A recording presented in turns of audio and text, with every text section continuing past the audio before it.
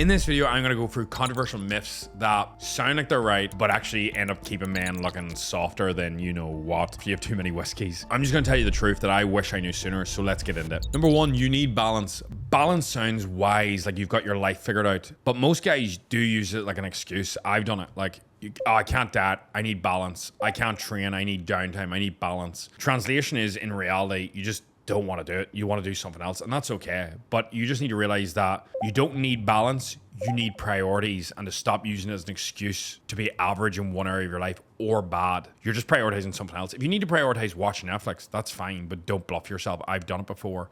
I'm not blaming Netflix, I'm not blaming scrolling. You just have to take responsibility and be a real man about it. Like, I don't want to gym. I don't want the body. Then that is fine. I don't want the business. I would rather have X. That is fine. It's just priorities. Society is just ingrained this way of like that one thing is right and one thing's wrong. If you enjoy movies, like honestly, and you're content with that, there's nothing wrong with that. So just really drill that home. I'm not preaching. I'm not a guru. I don't know everything. I'm just saying that balance is a bit off. You're just gonna have to pick your priorities and then they can shift over time. For now, it might be fitness, business, your girlfriend. And then over time, it could turn into where the main priority is just your children because you've had children. And this is where how life shifts. But I do think prioritizing yourself to some degree does allow you to have more energy and have health, which is going to allow you to then prioritize other things. Really good example is you hear the quote, I would die for my family. And then you see the argument that I've even posted is, but would you live for them? Would you train to give them your best energy? Would you work on your mindset so your kids are growing up in your best home? Would you actually eat properly so you live longer? And the truth is a lot of people don't. And it's mad because when you think about it, you're willing to die for them, but you won't live. It's such an interesting breakdown. The problem is, and I've done this as well, is in certain areas of my life, I've just lived in a permanent like coast mode. And the problem is you never really progress in that area. Balance is what like average in one area will say to hide staying average. You have to decide what matters, go all in and just accept the trade-off or whatever it is. And that's really the true balance to get you a result. Not what people always want to hear about, I'm just being transparent. There's a reason like the number one athletes in the world do have to sacrifice other parts of their life for it. Number two, this is going to trigger people. Body positivity means you're perfect as you are. Look, loving yourself, accepting yourself is important, but telling someone who is overweight, anxious, and lost that they are fine as they are, that's not compassion. That's sort of like sedation of a problem. Now, I'm not telling you to go out in the street and do this, but when you're talking to yourself, I want you to think about it, okay? You have messed up every area of your life. You know, you're feeling off, you're feeling down. What does somebody telling you that it's all okay and you're perfect the way you are do for you? It makes you feel helpless versus telling you, look, made some mistakes. Everybody does. You've been walking this path. All we need is just change it left, and over time, walking the right path will put you in the position you want. It gives that person power. It gives that person responsibility, and that's the reason why most men never accept it, because they do not want the responsibility that everything within their life is within their control. Like, everything in my life that I've messed up has been in some way my responsibility, if not completely. Like, no matter what's happened, how I've handled it, it comes down to you, and I think the more responsibility you take, some people are like, that's very tough. I would rather my life be in my full control than feel like I'm just floating in the wind like a feather and whatever way the world takes me. I believe in fate, but at the same time, there's a balancing game here. And we'll not get into the full body positivity movement of like, you know, when you think about it, like if you are 100 pounds overweight, like I'm all for loving yourself, but at the same time, that's just not healthy. Just like the same if you're shredded 24/7, it's not overly healthy. I think there's a line in the sand you should draw for yourself. I think real self-love is not bluffing yourself. It means caring enough to actually make a change. You can respect yourself and you respect yourself enough to change for your family and demand more from yourself. When men find a purpose, like men find purpose in like progression. Like I find the best parts of my life are when I'm moving forward. I'm not pretending everything's okay. I'm actually working towards something to improve myself. Like science sort of backs this. Like when you're chasing something, it's have you ever heard the quote? It's like, where did I hear this? I think it might be a Chris Wills podcast. I think Chris Wills done this on podcast. He said, who is the man happiest? The man at the top of the ladder or the bottom? It's neither. It's the man climbing the ladder because you're in the pursuit. It's always the way. You ever achieve a goal and then go, it was a bit of an anticlimax? Or at the bottom, it's like, it's a tough slog to get started. Like if you're starting your coursework or your homework or your university work or even cleaning the home for a run, it's hard at the start. But when you're in the middle of it, the flow is good. Like that's where you want to be the most of the time, which sounds insane. So yeah, body positivity is a bit of a touchy subject, but I'm just straightforward and honest. Number three, Calories are all that matters. Yes, calories control your weight. They're the bottom of the nutrition hierarchy. They're one of the most important things. But calories are not your health. They're just math. You can hit your calories with donuts and vodka and still feel and look like garbage. The best way to put it is macronutrients control your composition. Micronutrients control your function. If you're eating nothing but junk, and this is why I don't love the if it fits your macro approach completely, you'll look okay for a minute, but you will feel awful. I've seen people diet down eating chocolate bars and just protein shakes. And that's it. And they get lean, but they can never keep it. Their energy's off and they feel terrible. No matter if I'm dieting or bulking, I always feel great because at least 90% of my food is whole good foods. Your fruit, your veg, your healthy fats, healthy carbs, protein, and 10% of the sugary or whatever I want is always post-workout so I can use them carbs efficiently. Like, I'm not saying you need to look at food like it's just fuel, but in reality, nutrition isn't only about the scale and the calories. It's about hormones, energy, digestion, longevity. Calories decide your size. Food quality decides your life, and that's the reality of it. Number 4, eat intuitively when you're overweight. God damn, this is the worst advice I've ever seen. If you preach this on social media, I cannot believe this. This is insane. You're fine intuitively eating if you've been tracking calories for 10 years like I have, because I'm always going to hit my protein. I'm always going to be relatively close. And I've actually done a video on this before where I intuitively eat, and I end up eating around the same calories because I usually just have 4 meals a day, and I've been doing that for about 10 years.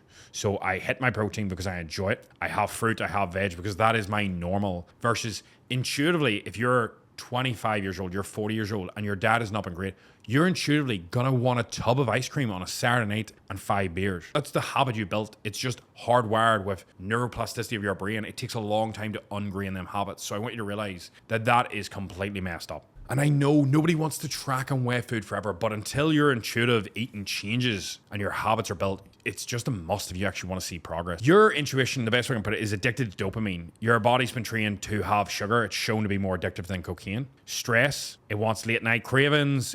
Your intuition is like off. Some people even crave stress and drama. Like, you know them individuals, that ex-girlfriend of yours, you can't trust the instincts that were built off problems and built without you realizing it. You need structure first, tracking, discipline, and then intuition comes over time. The best way I can think of it is like when you're learning to drive, you have the instructor, you have somebody telling you what to do. That's like me when I'm coaching somebody. And then once you do long enough, you pass the test, you can drive yourself and you're not going to kill yourself. So it's a good result. Look, fix your patterns before you follow your hunger and your intuition. Your intuition has to be correct. You have to train it. Next up, we have training like your favorite influencer. No, I'm not an influencer. I'm just a coach. Look, that's the reality of it. You're not them. You're not their genetics, recovery, or not saying everyone's on it, but the extra help. They post workouts for views, not results. Copying them is like a sense of like me pretend to be Batman, run about in some sort of gimp costume, pretend I'm Batman. It doesn't make me Batman. I wish it did. I've tried it. It didn't work. So don't try and be your favorite influencer. Be you. And that's not some cheesy. You need a plan for your life, your sleep, your job, your stress, your recovery, your family. Not someone's highlight reel filmed on a fat loss drug.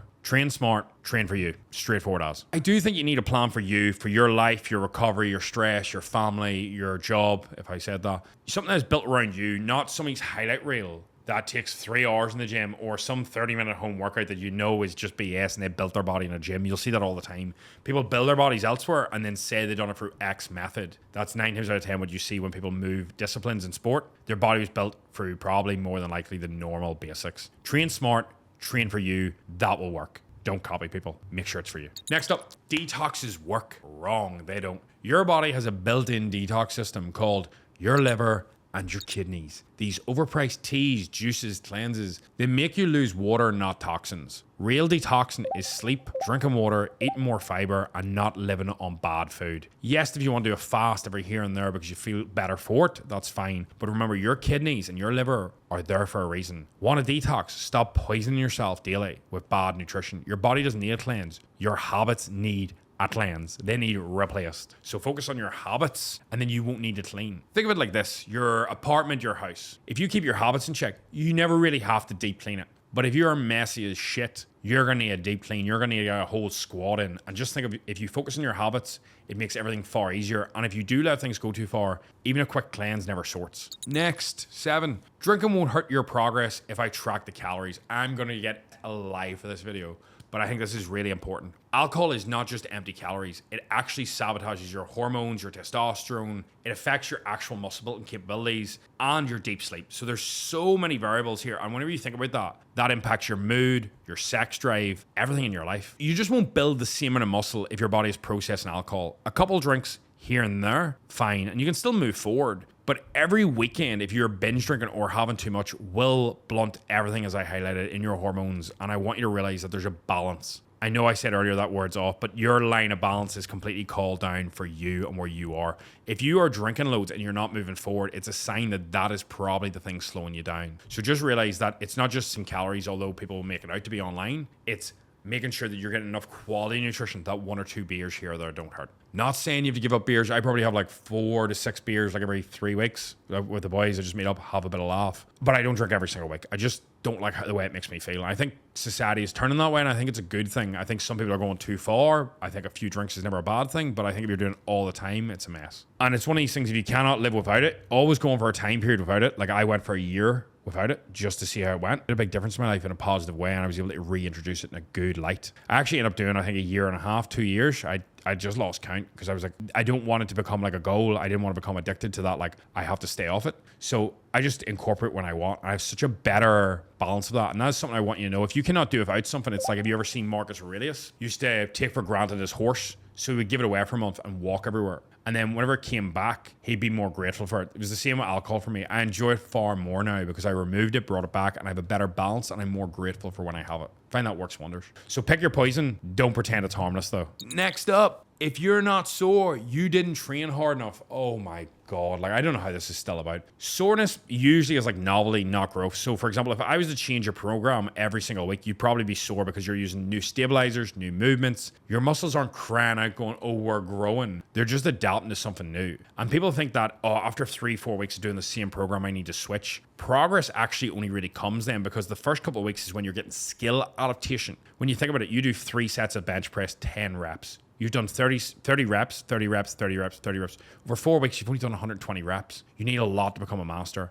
Progress comes from overload and recovery, not limping for 4 days after the gym and hobbling down the stairs and struggling to get off the toilet. The people in the best shape chase performance, not pain. They don't chase being crippled. It's not a badge of honor. It's a sign of good programming. I actually near at the mic there. Like if you can't train again within a day or two, a muscle group, you probably hit it too hard. Unless it's like your first week of training. If it's the first time you hit legs in like 10 weeks, it's going to be sore. But this should ease. And after 3 to 4 weeks in the same program, you shouldn't be consistently sore. Simple. Next up, we have machines are made for beginners. Not true. Tell that to any pro bodybuilder, me, rehab specialist. I want you to know that even for powerlifters or people that focus on mainly free weights, machines have a place because they let you isolate and apply tension without the risk of injuries. Think about it. When do you ever see somebody ripping a pack on a chest press? You don't. So when you're a beginner, you're less likely to do the movement wrong, which is beautiful because you're actually going to grow muscle. It's bulletproof. It's very hard to do a chest press wrong whenever it just guides you through it versus dumbbell, barbell. And the same when you're advanced. Whenever you're going to load up weight, it loads up the stabilizers as well. And sometimes these tendons, ligaments can't cope as well as the muscle, or, you know, you're less likely to get injured because you could do a rep wrong whenever you're actually using free weight. So you're bench pressing versus chest pressing. How often do you see somebody rip a pack on a bench press versus a chest press machine? So that's why they all have their place, but don't think this is for beginners, this is for advanced. A master will use the basics and will work absolute wonders. Anyone who ever calls machines easy, trust me, you're training wrong. They have never pushed a hack squat to failure. That is so tough. This sort of relates into the next one, changing workouts every week. I get this sometimes with clients that come on board, they're like, what's my next workout going to be? And I'm like, it's been 7 days. They're like, yeah, but I need my week's workouts. I'm like, you're going to do the same ones. This is how you progress with building muscle. That's like your ADHD. Skill acquisition, build strength, and then plateau, and then that's when you would swap out. If you don't plateau, you can actually run a training block for up to 6 months now.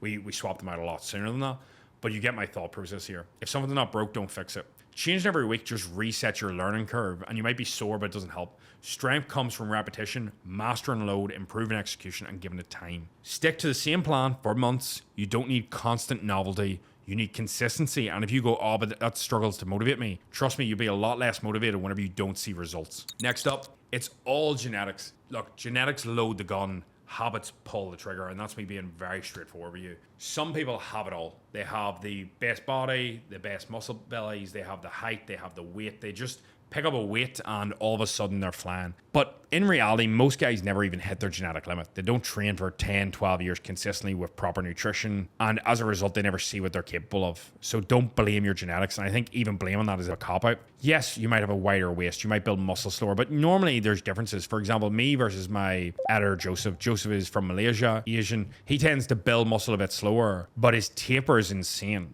He's got such wide shoulders, small waist. I'm the opposite. I build muscle relatively fast, but my taper is just not as good. You just get some good cards and some bad. Stop blaming it and realize that your DNA is not the problem. It's your consistency 9 times out of 10. You haven't maxed out your effort and your consistency over time. That's it. All this advice wasn't meant to be evil. It's comforting is probably the right word. It teaches you there's shortcuts. Other things are for your fault. But in reality, it just gives you comfort that you're not getting a result or you're trying to cheat code something. Look, I'm just honest. I'm transparent. Hopefully you find this video a lot of use. If you want to work with me or one of the team, there should be a link below this video. You can click to apply. I would love to have a no pressure conversation. And look, like, share, subscribe. I'll see you in the next one. Big love. The truth isn't always sexy, but it is effective.